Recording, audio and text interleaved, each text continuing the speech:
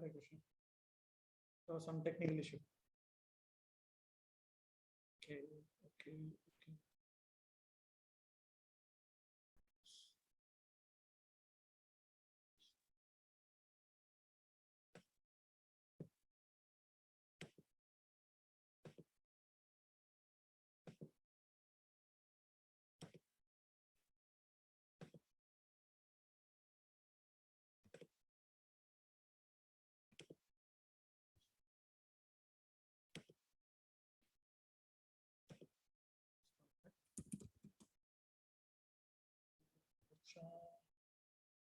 Next starting point is 1.5.14. 1.5.14.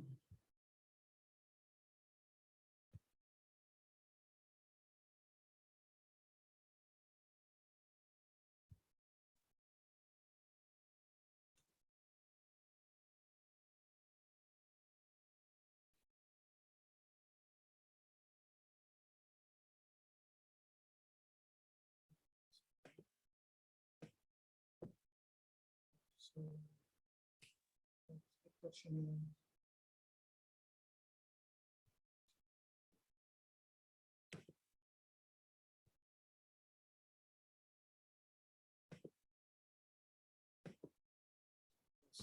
Prasad.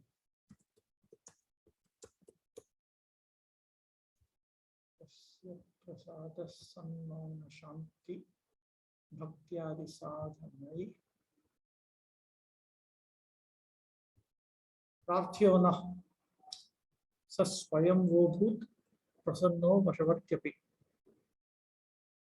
We can only pray to satisfy him through our disciplines of silence, peace, and devotion. But being naturally satisfied with you, he has even submitted himself to your control.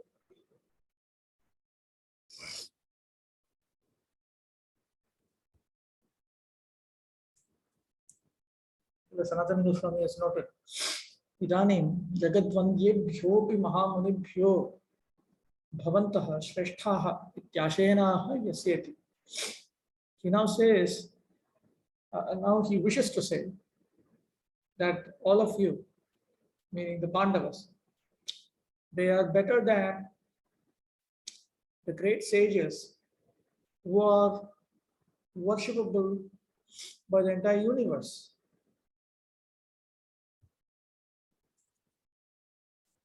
Comparing the Pandavas with world-renowned sages like himself, Narada finds the Pandavas greater. Narada and other great sages worship the Supreme Lord with serious intent. They are self-satisfied, free from material entanglement, and strict in their execution of the 9 kinds of devotional practice.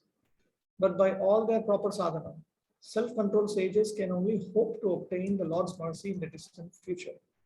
Even though Narada is in fact a first-class Vaishnava, he humbly includes himself among impersonalist sages who have not yet received the Supreme Lord's mercy. So, Tirnavatha,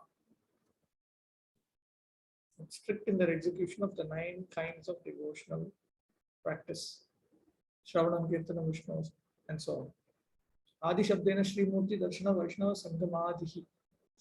The word Adi signifies taking darshan of the deity forms of the Lord, meeting with Vaishnavas, and so on.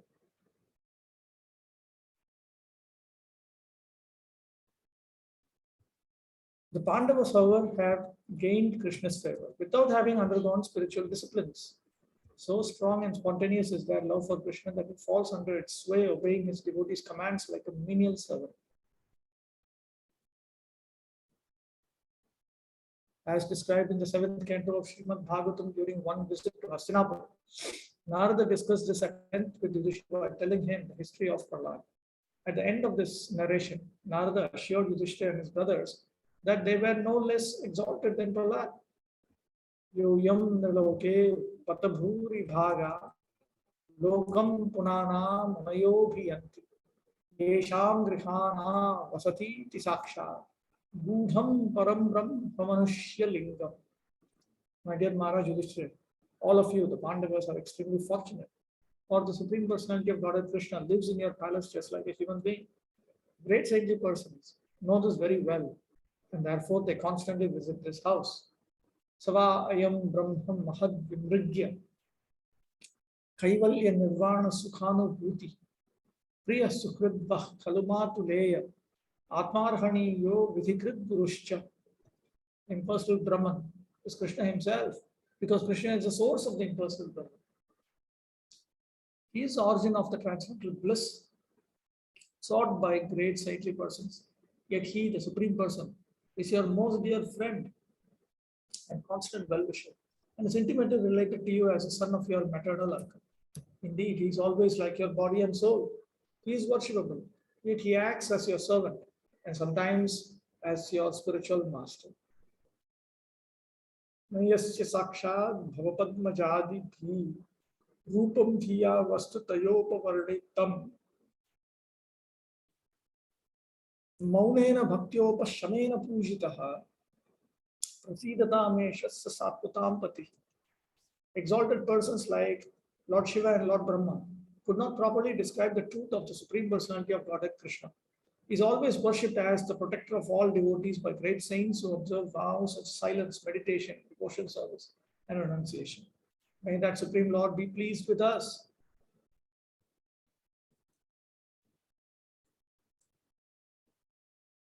While finishing the account of Prahlad's deliverance by Lord Nrsimhadev, Narada had observed that the Pandavas seemed a little discouraged, as if they had no hope of receiving from the Lord the same mercy as Prahlad. To pacify his anxiety, Narada spoke these 3 verses. The life of the Pandavas could not factually be as hopeless as they considered it. After all, venerated sages, that means respected sages, from all over the universe came to their home just to visit Krishna. Krishna's living always with the Pandavas shows the Pandavas' great fortune and Krishna's extreme favor upon them. Narada's father, Brahma, and other great mystics like the 4 Kumaras can only strive to realize Krishna with the dim hope of future success.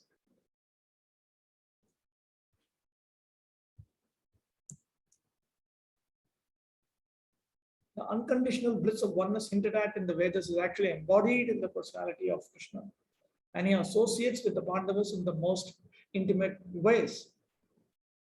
He is their most dear friend, always showing them affection. He is their constant well-wisher, acting for their benefit without any calculation of profit.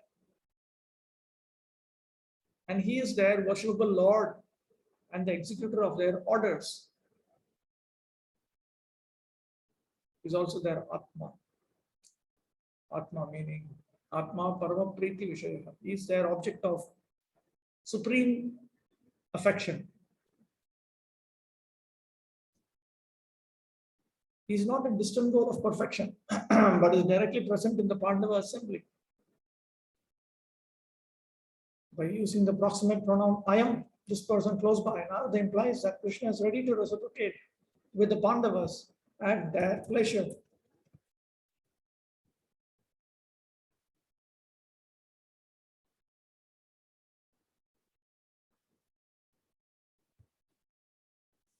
Narada thus indicates that by Krishna's presence in the royal court, the supreme good fortune of the Pandavas overflows and floods the whole world. A skeptic may ask, if Krishna in fact is the absolute truth, then why does he become attached to 16,000 wives? And why does he obey ordinary religious principles? In the 3rd of these 7th canto verses, Narada answers, do not expect to understand everything about Krishna. Even Lord Shiva, Brahma, and other great mystics cannot describe him completely. They cannot even fully describe the beauty of any one of his limbs. They cannot put these transcendental facts into words, nor even conceive them in their minds. And if such exalted authorities are frustrated in trying to explain Krishna, Narada implies, what can someone like me do? The Pandavas, however, have a special relationship with Sri Krishna, by which they know him much more intimately than do any of the demigods. Krishna is obviously satisfied with the Pandavas, whereas the demigods have various spiritual practices must still endeavor to obtain his satisfaction.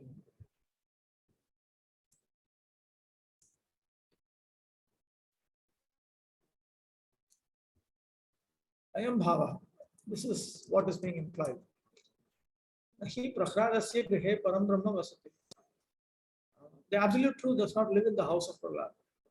Nachata darshanaya munayas tad grihan abhiyanti. And therefore sages do not regularly visit Prahlad's house to see the Lord. Nachatasya param brahma matuleyadi rupena vartate. The personality of Godhead does not assume the role of Prahlad's maternal uncle. Nacha swayameva prasanna. Nor constantly show Prahlad's satisfaction in so many ways. Therefore, Narada argues, the Pandavas should admit that they are more fortunate than everyone else, the sages, demigods, and other devotees.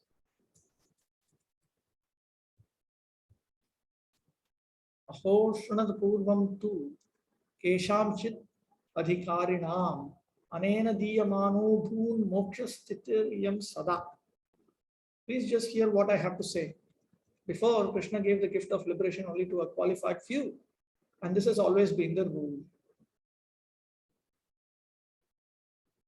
Evam uttasya paramashraishtyasya praptau nidanam tu tadiya asadharana mahima madhuri prakashanameva iti ashena. The cause for attainment of such an exalted, such a supremely exalted position is the Supreme Lord's manifestation of his sweetness, along with his extraordinary glory. In traces 15 to 24, Aho iti dashabi, in 10 verses, beginning with text 15. In text 15 through 24, Narada traces the cause of the Pandavas' superior devotional position, the special influence of their worshipable Lord Sri Krishna. The personality of God in his multitude of incarnations rarely gave liberation.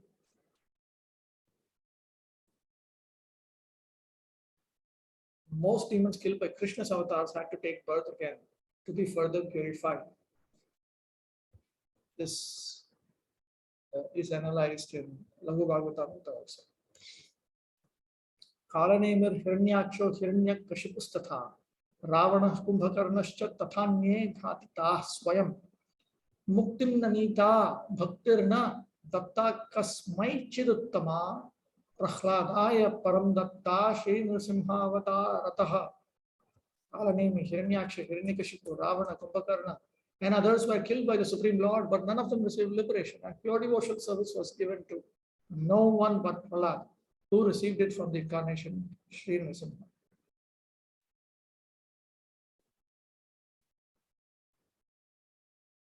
Kalanemi was killed by the Lord of Vaikuntha during a battle between the demigods and demons. Swayameva Shri Vaikunteshwara Rupena, as the Lord of Shri Vaikuntha.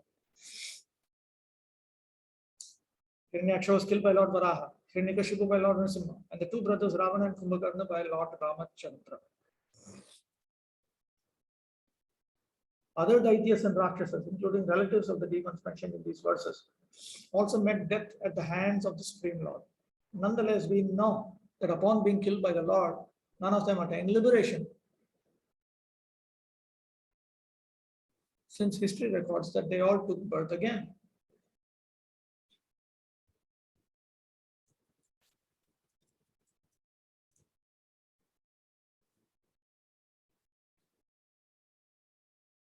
Asmaneva avatare tad danena asyeva mahamahima vishesham bodhanaya.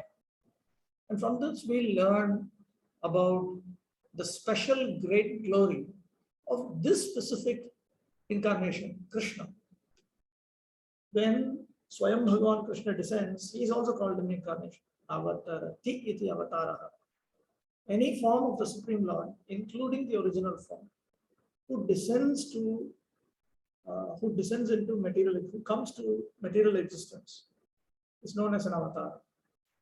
Therefore, it is not wrong to refer to Krishna Swayam Bhagavan Krishna also as an avatar when he has descended into this world. Because right now, so this particular incarnation is um, especially greatly glorious because he grants liberation. Lord Vishnu's avatars rarely give liberation, but they even more rarely bestow pure devotional service. This is confirmed by Srila Rupa Goswami as Lagu Bhagavatamrita. The Puranas describe only one case in which pure devotional service was granted, when Lord Narasimha blessed Prahlad. And that devotion, at least according to Prahlad's own testimony, was mixed with the tendency to cultivate knowledge. Bhakti sa cha jnanamishveti bodhavyam uttaratra shuddham ityukte prak prahradena swayam eva tathottatvacha.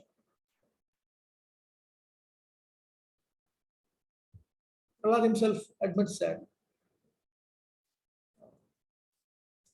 And pure devotion service is later described as having been given to a few individuals, like we see here, Shuddham Bhakti. So, Sanatana Goswami notes that first it was noted that Bhakti was given to Prahlad. And then it is stated that Shuddha Bhakti was given to certain individuals. So from that we understand that the previous form of Bhakti was not fully pure. Hanuman Jam. One minute. Type of mistake here. Jambavan, not Jambuvan. Hanuman Jambavan Shriman Sugrivoth Vibhishanaha Guho Dasharatho Pyete Nunam Katimaye Janaha Raghunathavatare Smart Shuddham Bhaktim Tu Lebhire Vishuddhasya Chakasyapi Premno Vartapi Nastita. Later, the incarnation Lord Raghunath bestowed pure devotion upon a few: Guha, Hanuman, Jambavan, Vibhishana, Dasharatha, and the blessed Sugriva. But in relation to those devotees, we never hear of prema, the utmost stage of pure devotion.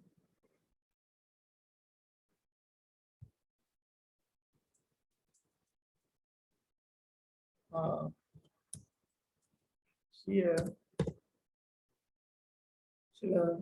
Sanatana Goswami notes Anumadadaya Katipaye Janaha Jivaha Sevakaha Shuddham Jnana Karmatya Sambhinnam Bhaktim Tu Raghunatha Avatare Asmat Shri Devaki Nandana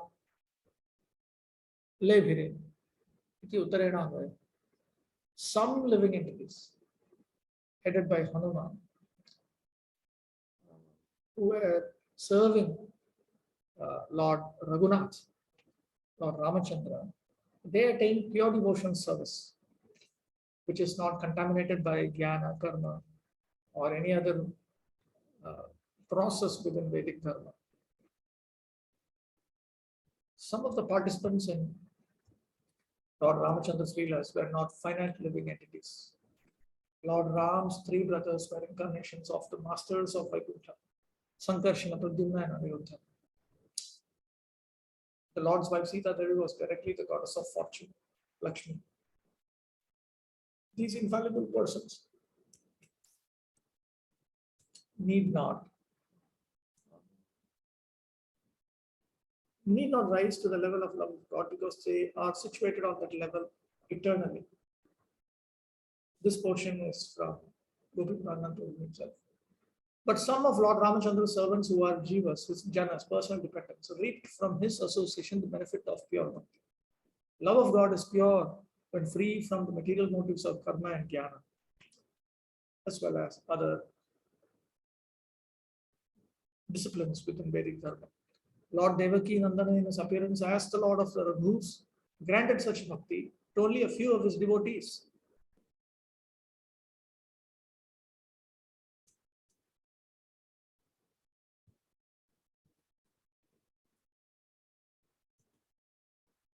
Guha, the king of the Nishadas, became a friend of Lord Ramachandra's.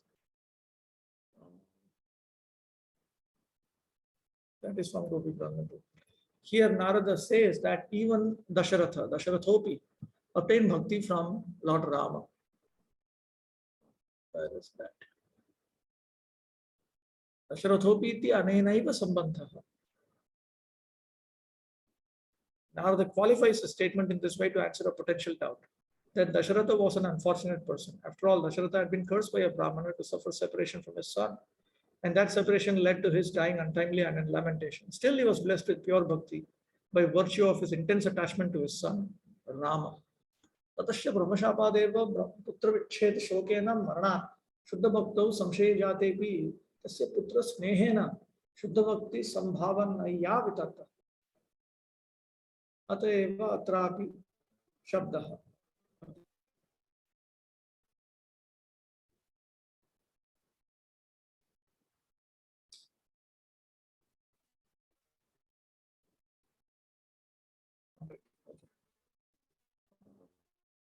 His apparent suffering is properly understood to be an ecstatic symptom of transcendental separation from the personality of God.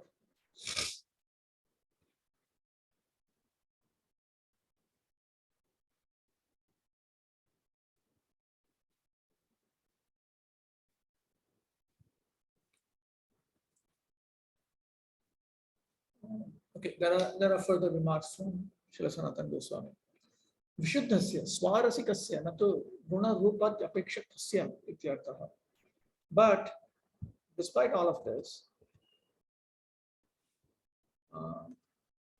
we don't hear of any of them having experienced prema of the utmost pure type, which means natural love, not love caused by the Supreme Lord's attributes, beauty, and so on. Kasyapiti patiputradi bhavena jayamaneshu nana vidheshu premasu madhye kasyachit ekatarasyapi ityartha.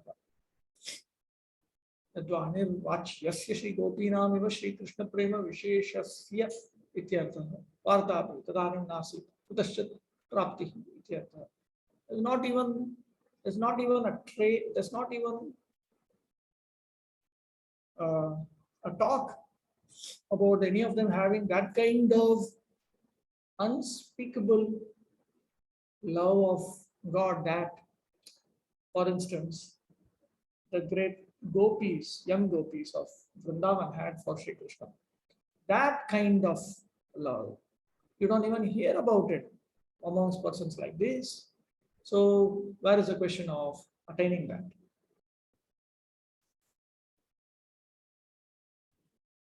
Idanim bhavadiyena matuleyena no kritah mukta bhaktah tatha shuddha prema sampuritah kati. But now so many persons have been granted liberation, made devotees, and filled with pure prema, all by your maternal cousin. Kati mukta, how many have been liberated? Kati bhakta, how many have become devotees? Kati shuddha prema rasa sampuritascha. How many have been completely filled with pure prema bhakti rasa? Apitu bhaveva tete krita ityartha. Many persons have become like this.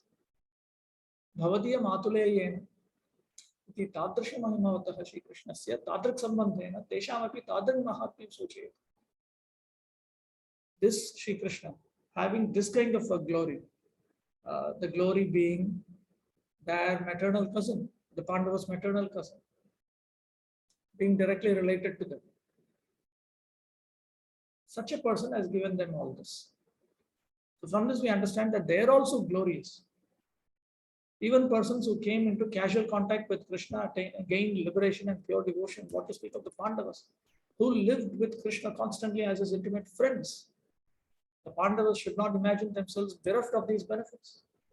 Atmana, Marita, Yecha, Aghatita, Varvanadibhi, Narakar, Hascha Daite, Ya, Tan Mahinam Mritam Gata. And by the power of his glory, demons fit for hell have become immortal after being slain by him or by such companions as Arjuna. Utradav, Prapta Moksha Nirdishat. And right now, the beginning, he begins by pointing out who have attained liberation. From infancy, Krishna killed many demons, beginning with the witch Putana. Arjuna and other devotees also killed demons, and kings who were partial incarnations of demons like Karna and Duryodhana. These demons and inimical kings were candidates for punishment in hell because they were active opponents of the Vaishnavas. But despite being destined for hell, by the transcendental influence of Sri Krishna, they obtained liberation.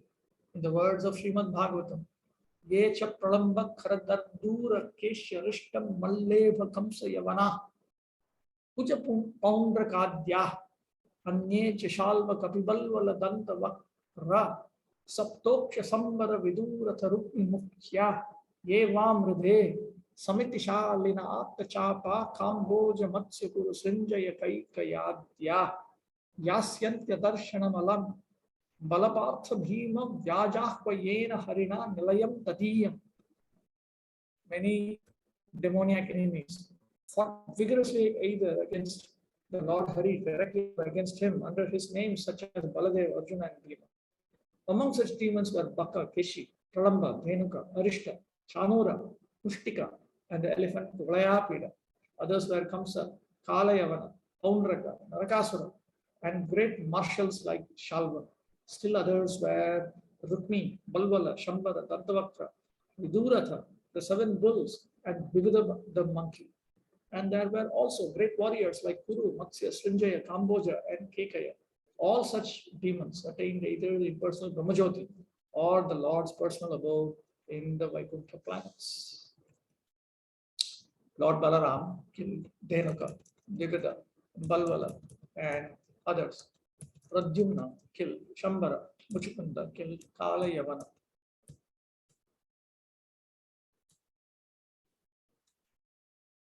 And Bhima, Arjuna, and other devotees killed enemies like the king of Cambodia. But actually, Krishna himself killed these demons. Krishna simply acted through the agency of his devotees to let them share the glories of his acts. Nilayam, Nitaram, Layam, Moksham, Darshanam, Darshana, Avishaya, Punardana.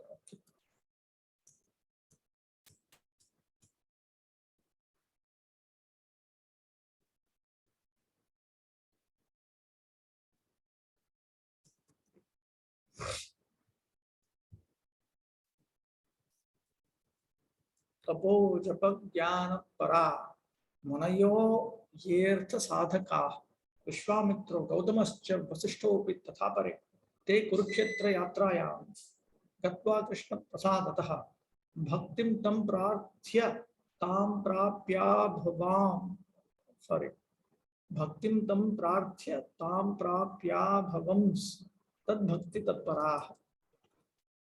Thoughtful sages like Vishwamitra, Gautama, and Vasishtha were intent on austerities, mantra meditation, and spiritual knowledge. They had various goals in life, but while they were on pilgrimage at Kurukshetra, Sri Krishna mercifully inspired them to pray to him for pure devotion. Thus they obtained it and became fully dedicated to his devotional service. Idanim praptam bhaktikanaha tape iti dvabhya. Now in 2 verses, he points out, he refers to those who have attained bhakti, pure devotional service. Vishwamitra is an especially austere sage, Gautama, an expert chanter of mantras, and Vasishtha, a deep knower of spiritual philosophy. Prior to meeting Lord Krishna, they were not pure devotees, but were seeking success on the paths of mundane religiosity, prosperity, enjoyment, and liberation. Purified and inspired by seeing Krishna at the holy site of Kurukshetra, these 3 and other sages submitted a transcendental request, which we find recorded in Srimad Bhagavatam. Tasyadyate dadrishimanghan maghaugamarsha tirthaspadam hridik kritam suvipakva yogai utsikta bhaktyupahata shayajiva koshas chapur bhavad gatim athanam prihana bhakta. Today we have directly seen your feet, the source of the holy Ganges, which washes away volumes of sins. Perfected yogis can at best meditate upon your feet within their hearts, but only those who render you wholehearted devotional service, and in this way vanquish the soul's covering. The material mind can attain you as their final destination. Therefore, kindly show mercy to us, your devotees. Vyakyatam cha Sridhara Swami Padai.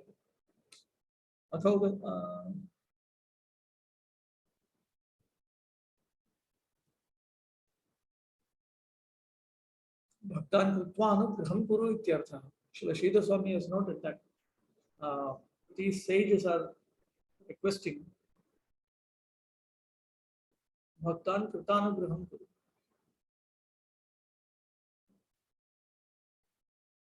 Kritva. Please make us into your devotees and bless us.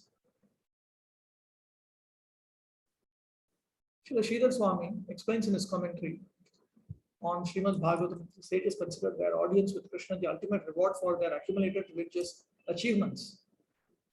Aware of their exceptional good fortune, they dare to ask Krishna for the favor of pure devotional service. In case Krishna might try to dissuade them, saying, "Why do you need devotional service? Just continue performing austerities as you always have." They reminded Krishna that in the past, the coverings of the gross and subtle bodies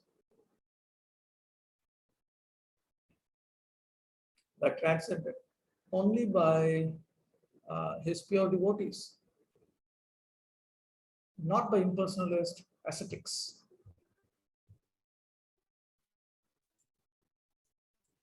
Shuddha Sattvika Bhavaptya Tat Prema Rasavarshinaha. Even immobile creatures and species covered by the mode of ignorance, peace, creepers, and so on, have been raised to the consciousness of pure goodness. Now those trees and creepers are raining down a nectar sap of Krishna Prema. Plant life. Okay. Adhuna Prema Sampuritanaha Sthavaraya. Now he gives a list. He enlists those, indication of course, those who have become filled with Prema Bhakti. Tamoyonihi Sthavaratvam Bahirindriya Shaktya Sadbhava Tam Prapta Api Vrindavanadhustatas Tarulatateha. A tamasic birth refers to birth in an immobile species where there is the inability to have external senses, active senses, working senses. Plant life is understood to be the mode of ignorance because living entities coming to the plant species lose the power of their active senses. The trees and creepers of Vrindavan, however, are pure devotees transcendental to the three modes of material nature, no more covered by ignorance than any of the inhabitants of that sacred place. Still, Narada follows the general idea of plant life by describing them as covered by ignorance.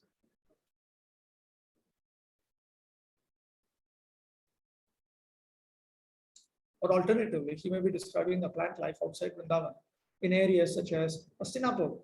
Queen Kunti referred to the condition of the trees and plants in Hastinapur in her prayers to Krishna.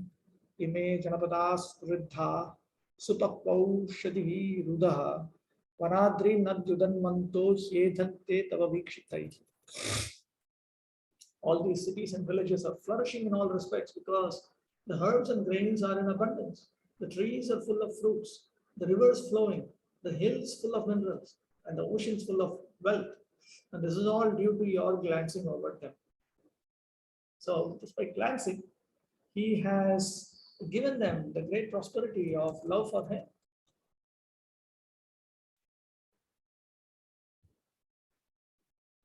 Although originally covered by Tamoguna, the trees and plants of Hastinapur flourished, achieving the highest treasure of love of God because Krishna simply looked at them.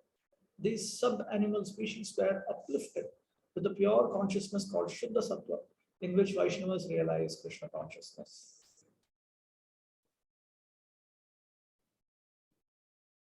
Or taking another meaning of the word Shuddha Sattvika Bhava, the trees and plants of Hastinapur manifested the Sattvika ecstasies of being stunned, having one's bodily hair stand on end and so on. They constantly rain down love for Krishna in tears of love disguised as sweet sap. He Krishna Bhratarastasya Kim Valnyo Purvadarshitaha Rupa Saundarya Lavanya Madhuryascharyatabharaha. O Krishna's brothers, how can the infinite wonders of his bodily beauty, his effulgence and his charm be properly described? Features so attractive have never been seen in anyone else. Why? Eva Muktyadidanena Mahatmyam Bharam Utva Adhuna Swateva Tat Hetutvena Tadiya Rupadi Mahimanamaha He Krishna Dvabhyam. Having stated that he is abundantly glorious, because he has given liberation, devotion service, pure devotion service, perfect pure devotion service. Now he states that he is the cause for each and every one of those gifts. And therefore, he talks about the glory of his beauty and so on in 2 verses. Purvadarshita, Purvam Vaikunthe Avatareshu Cha Aprakatikritah. Features so attractive have never been seen in anyone else. It was not manifested in Vaikuntha, it was not manifested amongst the various incarnations. Why are liberation and pure devotion obtained more easily from Krishna than from any other form of Godhead? Because he is supremely attractive. The beauty of his all attractive features has never been seen in anyone else, not in the Lord of Vaikuntha, nor in any of the incarnations of Vishnu. Rupam refers to his form. Saundaryam or beauty refers to Avayava Saushthavam, the beauty of the different limbs of his body. Lavanyam Kanti Visheshaha. Lavanyam refers to his effulgence, special effulgence. Madhuryam, Smita Bhru Nartana Katakshadihi, his charm. His charm refers to his smile, the tans of his eyebrows, his glances, and so on. Tesham Ascharyata, Chitta Chamatkara Karitvam. His features are so attractive. That means they create astonishment in the heart. It cannot be described. Narada's opinion, even to try to describe Krishna's unique beauty would be futile. Apurvatvena tasyaiva yo vismaya vidhayakaha tatha leela guna prema mahima keli bhurapi.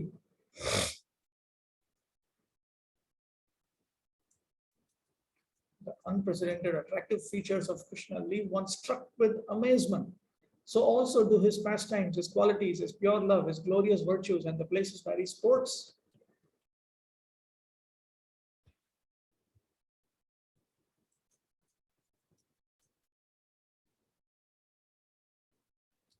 Everything about Krishna is attractive. Not only his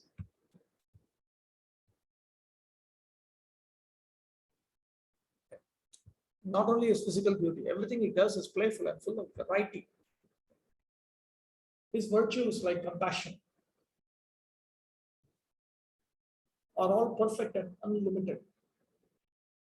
And he loves his devotees unconditionally,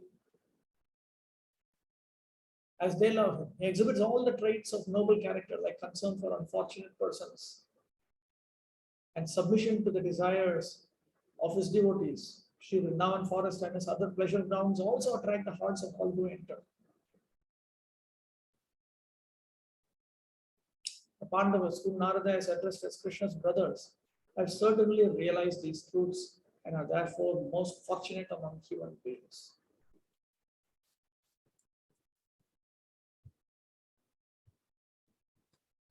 Manyetravatarishyanna swayam asau yahi tadasya bhagavat taiva bhavishyat prakata nahi. I think that had he not descended in his own original form, the world would never have known his true identity as the personality of Godhead. Nanu yadi ete पूर्वं न आसन् तदा नित्यत्वहानि स्यात् यदि वा आसन् तदा पूर्वतः अस्य शैष्ठ्यं न सिद्ध्येत् इत्याशङ्क्याः मन्ये इति द्वाभ्याम्. There is a logical dilemma in this description. If the Supreme Lord's superlative charm did not exist before Krishna's appearance, that charm would not be eternal. If it did exist, then Krishna would not be superior to the other forms of Godhead. This apparent contradiction, however, is easily resolved. Before Krishna appeared in Mathura 5,000 years ago, his eternal complete attractiveness had not been seen in this world for a very long time. It was not manifested. It had been forgotten even by the Vedic sages and demigods. Thus, without the advent of Krishna himself, no one would have had any idea of the extent of his perpetual glories. Idanim Paramam Kashtham Prapta Bhut Sarvata Sputa Vishishtam Mahima Shreni Madhuri Chitrata Chita. Now what wordings he's using, Sanatana Goswami. Even in Sanskrit it's outstanding. Now his identity as God has been shown, for he has appeared in all his splendor, adorned with his unique glories and the varied wonders of his charming sweetness. As long as Krishna stayed on earth, everyone could see his supreme greatness and charm.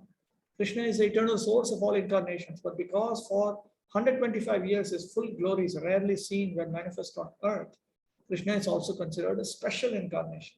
In a way that transcends ordinary logic, the extremes of divine opulence and simple charm are simultaneously visible in Sri Krishna.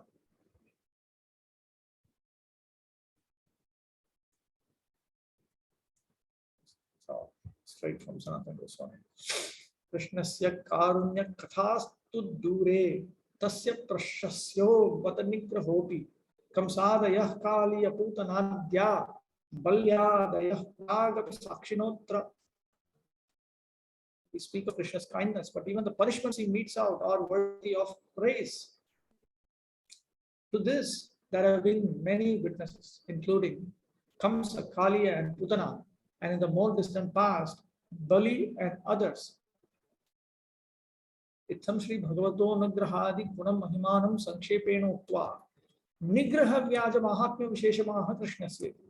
So far, he has summarized the glory of his kindness and other such qualities. Now, he points out the special glory of Sri Bhagavan, Krishna, which he manifests on the pretext of punishing. Tasya Krishnasya nigrahovi prashasyaha paramastutya. Even the punishments meted out by Lord Krishna are praiseworthy to the highest degree. Atra nigraha prashamsane kamsadaya sakshinaha pramanam. Yet the evidence is the persons who have been punished, like Kamsa, they stand as the evidence for such praise of Krishna's punishments.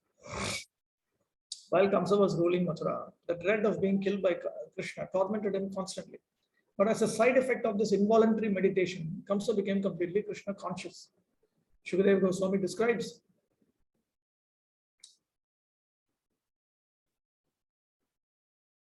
Asina samvisham tishthan bhunjana paryatan piban Chintayano Rishikesham apashyattan mayam jagat, while sitting on his throne or in his sitting room, while lying on his bed, or indeed while situated anywhere, and while eating, sleeping, walking or drinking, Kamsa saw only his enemy, the Supreme Lord Rishikesha. In other words, by thinking of this all-pervading enemy, Kamsa became unfavorably Krishna conscious. It's all Prabhupada's translation. Ityesha Mahayogi Durlabho Bhavo Ajani. At the time of Kamsa's death, Krishna dragged him from his platform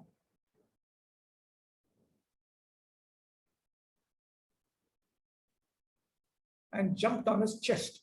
Thus, as Kamsa left his body, he was able to feel Krishna's foot on his chest and see Krishna's blessed face. After Kamsa's death, Krishna arranged a royal funeral attended by the Yadu princess, the cowherds of Vraja, and Lord Krishna himself. Like a dear friend of the family, Krishna further consoled Kamsa's widows and granted the vacant throne to Kamsa's father, Ugrasena.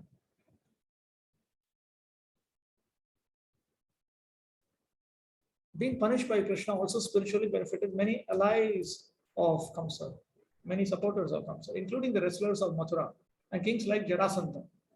Only the most malevolent, the most malicious enemies of the Lord, namely Shishupala and Dantavakra, failed to obtain his full mercy during their lives. These two demons displeased Krishna by committing offenses against Brahmanas. But because the demons were actually his eternal servants in disguise, in the end they also received his mercy.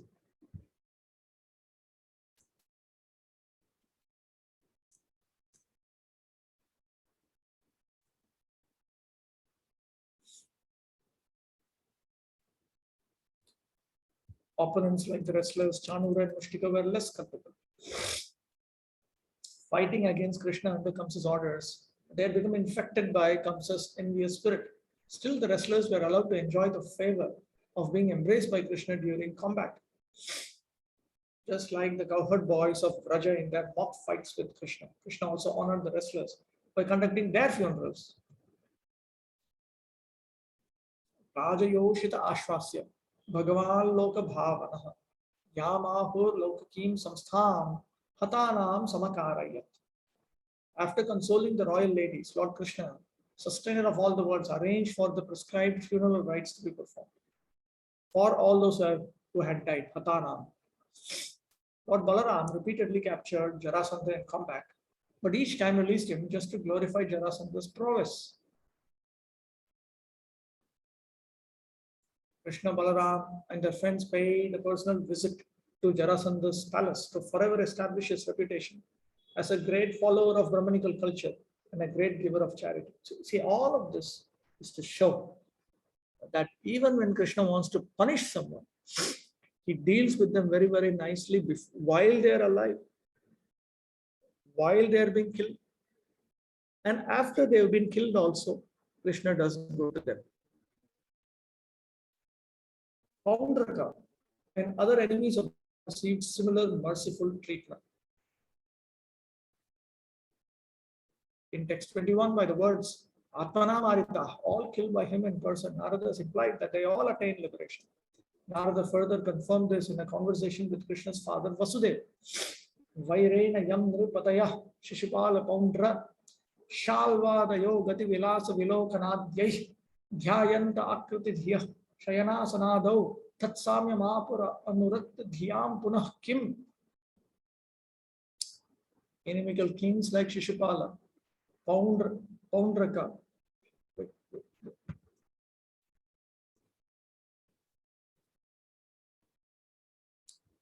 inimical kings like Shishupala, Paundraka, and Shalva were always thinking about Lord Krishna.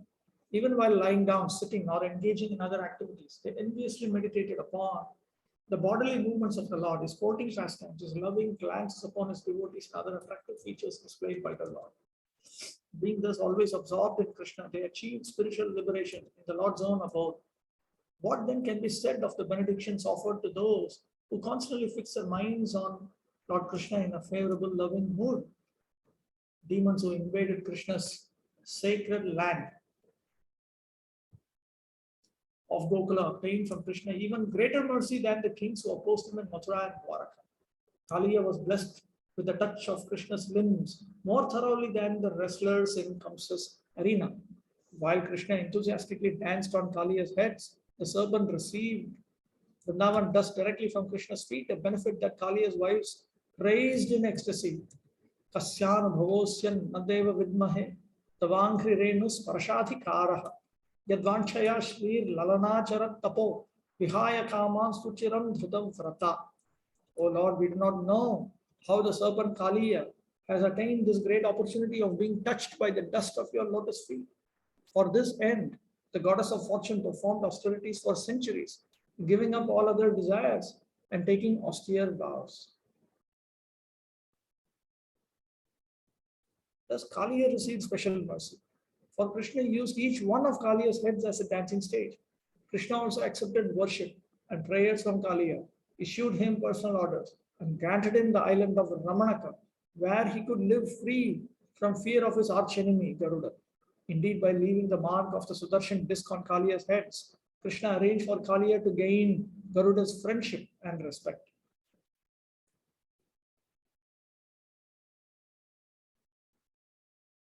So much Krishna does. If we simply surrender to the lotus feet of Swayam Bhagavan Sri Krishna, we get everything and more than what we can imagine. Krishna allowed Putana to enter Gokula respectably, appearing among the cowherds dressed as a first-class lady. At the beginning of Shukadeva Goswami's description of Putana's encounter with Krishna, we are told, Mayatra Shravanadini, Rakshognani Swakarmasu, Kurvanti Satvatam Bhartur, Yatudhanyascha Tatrahi. My dear king, wherever people in any position perform their occupational duties of devotional service by chanting and hearing Shravanam Kirtanam Vishnu, there cannot be any danger from bad elements. Therefore, there was no need for anxiety about Gokula while the Supreme Personality of Godhead was personally present. In other words, the witch Putana posed no threat to the inhabitants of Gokula.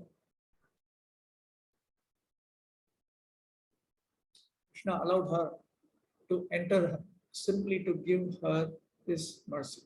Krishna placed his lotus feet, the object of Lord Brahma's meditation, on Putana's lap and allowed her to caress him. By this, Yashoda and Rohini were greatly astonished. Tam tikshna chittam ativama cheshkitam vikshantara kosha parichadasi vat varastriyam tat prabhayacha dharshite nirikshyamane janani hyattishtatam. Putana Rakshasi's heart was fierce and cruel, but she looked like a very affectionate mother. Thus she resembled the sword in a sheath. Although seeing her within the room, Yashoda and Rohini, overwhelmed by her beauty, did not stop her, but remained silent because she treated the child like a mother. So, in the Swayam Bhagavan form, Krishna breaks the rules that he himself has created and the rules that he follows as his own plenary portions. He gives liberation to those whom he kills, those who are extremely averse to him. Even then, gives them, makes them attracted to his lotus feet, and then gives them liberation. Thanks to having the opportunity to treat Krishna as her infant, Putana became his mother eternally, as several authorities in Srimad Bhagavatam affirm. According to Shukadeva Goswami, Putana Loka Balagni, Rakshasi Ruchirashana, Jighamsayapi Haraye, Stanam Dakwa Pasadgatim. Putana was always hankering for the blood of human children, and with that desire, she came to kill Krishna. But because she offered her breast to the Lord, she attained the greatest achievement. Lord Brahma said to Lord Krishna, Sadveshadiva Putana pi Sakula Tvameva Deva Pita. You have already arranged to give yourself to Putana and her family members in exchange for her disguising herself as a devotee. And in the words of Sri Uddhava, Aho Bakiyam Stanakala Kutam Jikhamsayapa Yadapyasadvi Lebhe Gatim Dhatuchitam Tatonyam Kamva Dayalum Sharanam Vrajema. Alas, how shall I take shelter of one more merciful than he, who granted the position of mother to a she-demon, Putana, although she was unfaithful and she had prepared deadly poison to be sucked from her breast. Even Putana's dead body, restored to the horrible form of a witch, was sanctified as Krishna's playground. Balam chatasya urasi, kridantam akuto bhayam, gopyasturnam samabhyetya, jagrihur jata sambhamah.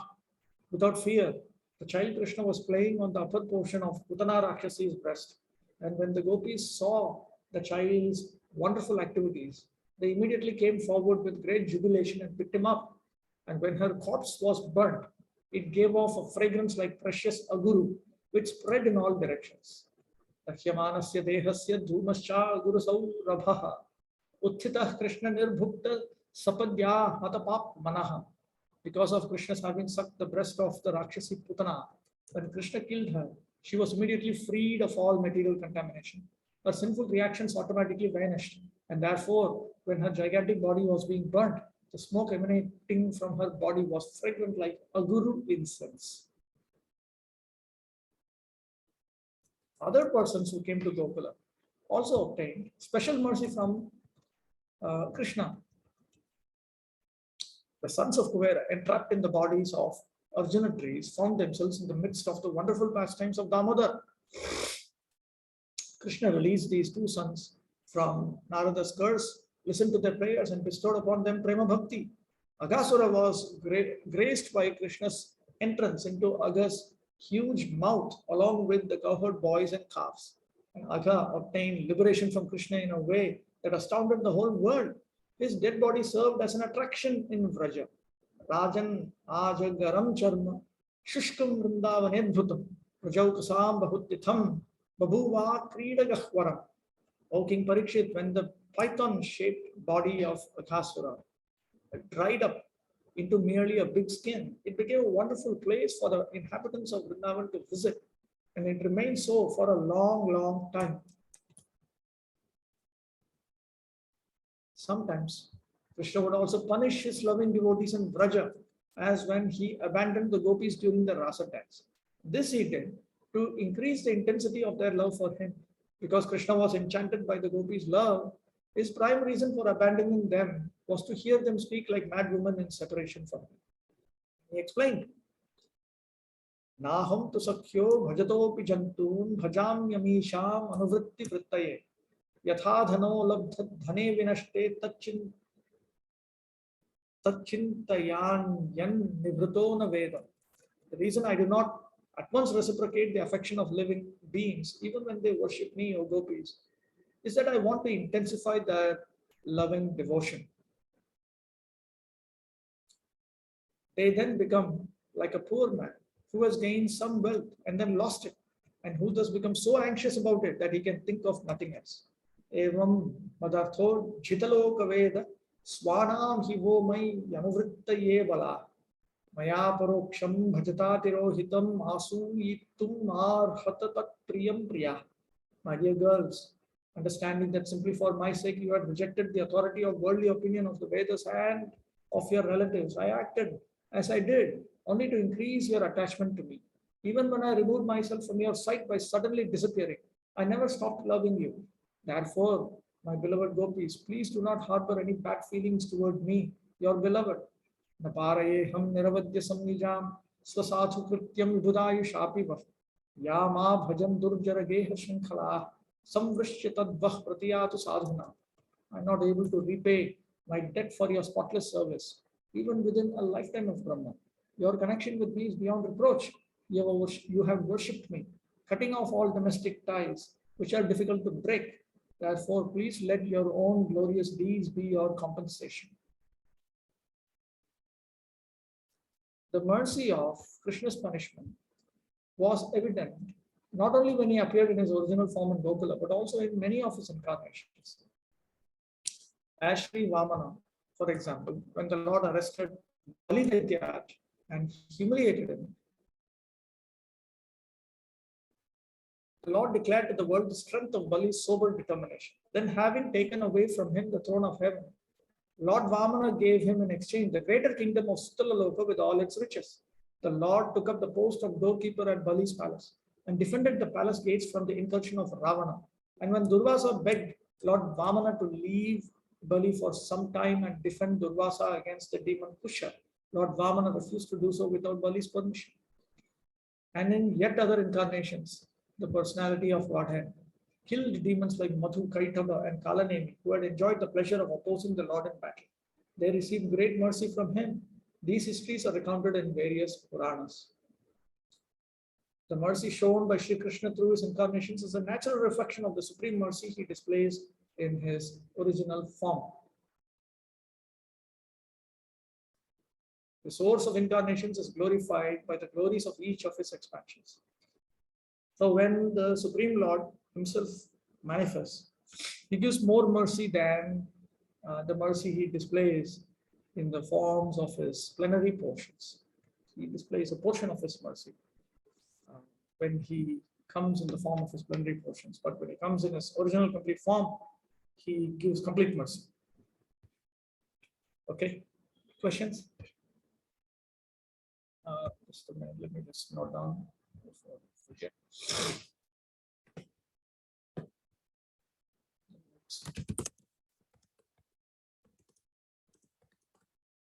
Starting point will be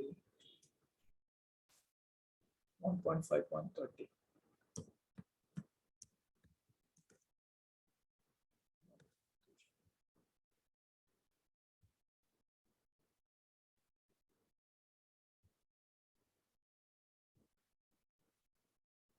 Leela Madhuri Mataji. Hare Krishna, Prabhu. Dandavad Pranam. Prabhu, the last statement which you made while reading, Krishna in his original form, he gives complete mercy. So does it mean that when he comes in other forms, he doesn't show mercy that much? He shows that he does not show that much mercy. For instance, when he kills, he does not give them liberation. He gives them mercy. They are all benefiting. So in case if somebody is not attracted towards the Krishna form, but they are attracted towards other forms like Lord Rama or Narsimha. So what is the destination for them? I know that they will achieve Vaikuntha Loka. They will attain what they want when they are fully eligible for it. That's all. Okay. Can I ask one more question? Okay. You said Krishna gives so much when we surrender into him. So does it mean that whatever happens, we have to accept? When Krishna makes an arrangement which is useful for us, then we should accept that. You know, we cannot create our own troubles and put the blame on Krishna. That is something that we should know. Thank you, Guru. There's a question here. Is Madhu and Kaithaba Kamsa and Shishupal? No, Jai Vijay, they appeared first as Hiranyaksha Hiranyakashipu, then Ravana and Kumbhakarna, then as Shishupala and Dantavakra. Kamsa was previously, if I remember correctly, he was Kalaneni. No, Madhukaitapa appeared to be different. Different demons. Okay. Anything else?